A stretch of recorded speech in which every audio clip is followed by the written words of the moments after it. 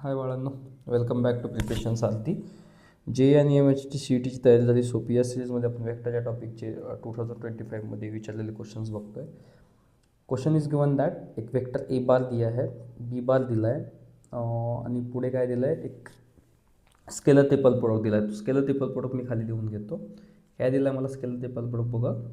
A bar minus 2b bar dot curly bracket A bar cross B bar cross 2a bar plus B bar bracket close curly bracket close. तर याला आपल्याला सोडवायचं आहे. माझ्याकडे ए बार दिला आहे आणि बी बार दिला आहे. आपल्या ब्रेनमध्ये काय चालत असतं की सर हा पहिल्यांदा मी काय करतो, ए बार मायनस 2b बार काढून घेतो. मग ए बार मायनस 2b बार काढून घेतो. मग ए बार आणि ए बार मायनस 2b बार काढणं पॉसिबल आहे नाही आहे, कारण इथं 1/√7 आहे which is irrational and this 1/7 is a rational number. या दोघांची सबस्ट्रॅक्शन हे आपल्याला एक इंटिजर वगैरे काही भेटणार नाही आहे. म्हणून आपण काय करूयात की आधी हे जे रिलेशन आहे ना याच्यातून काहीतरी शोधूयात. ठीक आहे. Before going to solve this question, solve this relation, हम यहाँ पे डिसाइड कर लेंगे कि मॉड ए बार क्या है.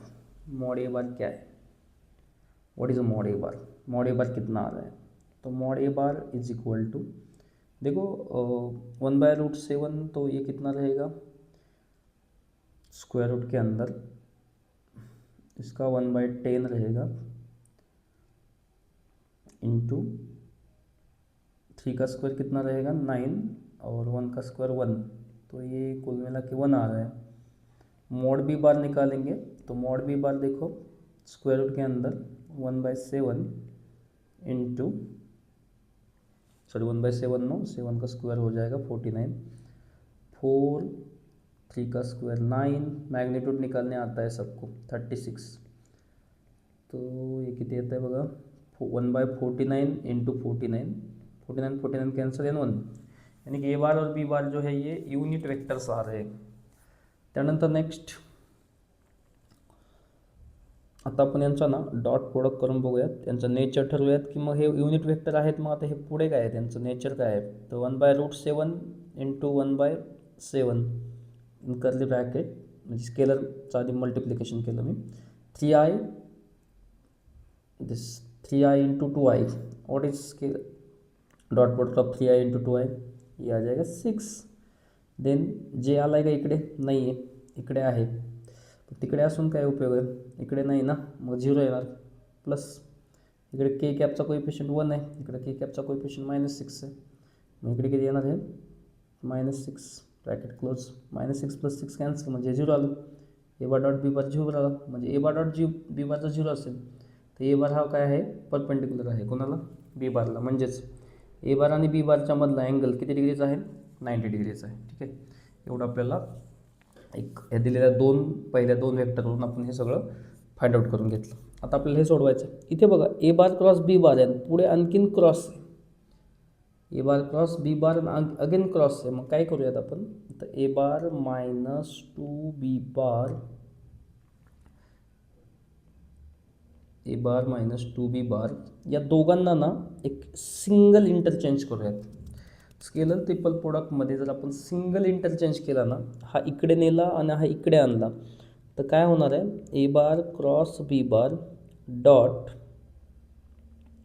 ए बार मायनस 2b बार, बघा मी करतो आहे आधी just, 2a bar plus B bar curly bracket close. ज्यावेळेस आपण सिंगल इंटरचेंज करत असतो ना बाळांनो, सिंगल इंटरचेंज, त्यावेळेस याचं साईन जस्ट चेंज होत असतं आणि साईन काय येत असतं मायनस येत असतं. मायनसला मायनस, ए बार क्रॉसला A bar cross B bar as it is dot करा यांचा आता इथे क्रॉस प्रोडक्ट होतो आहे. A bar cross A bar सारख्यांचा क्रॉस प्रोडक्ट 0.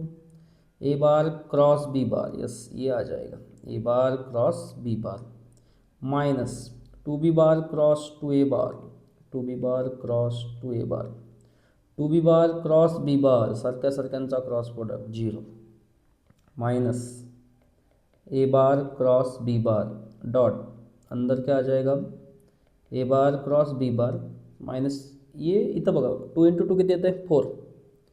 ठीक आहे.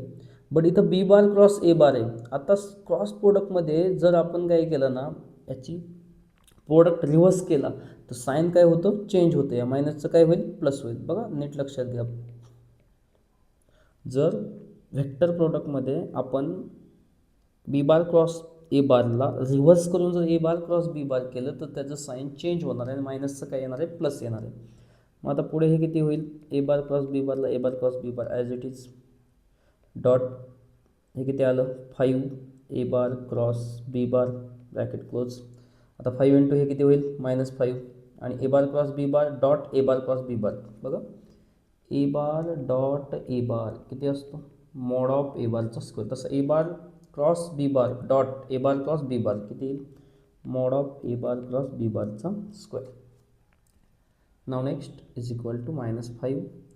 आता हे mod of A bar cross B bar जे आहे ना, याची व्हॅल्यू काय येणार आहे, हा येणार आहे मॉड ऑफ ए बार, हा मॉड ऑफ बी बार आणि क्रॉसमध्ये बाळांनो साइन थिटा असतो, साइन थिटाचा स्क्वेअर पण होईल.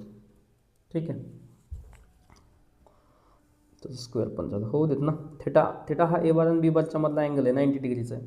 -5ला -5 as it is. Magnitude of mod A bar किती, 1 आहे, 1चा स्क्वेअर 1, 1चा स्क्वेअर 1 आणि साइन 90 किती असतो, 1, त्याचा स्क्वेअर 1, 1 इंटू 1 इंटू 1 किती, 1 येईल आणि -5 हे करेक्ट आन्सर आहे. बघा -5 ऑप्शनमध्ये आहे का, तसं आन्सर तुम्हाला इथेच क्लिक झालं होतं. ठीक आहे, हे पुढं नाही केलं तर चालतं आहे. ठीक आहे, हा आपापला अप्रोच असतो की क्वेश्चन कसा आपण सोडवतो. ठीक आहे, थँक्यू.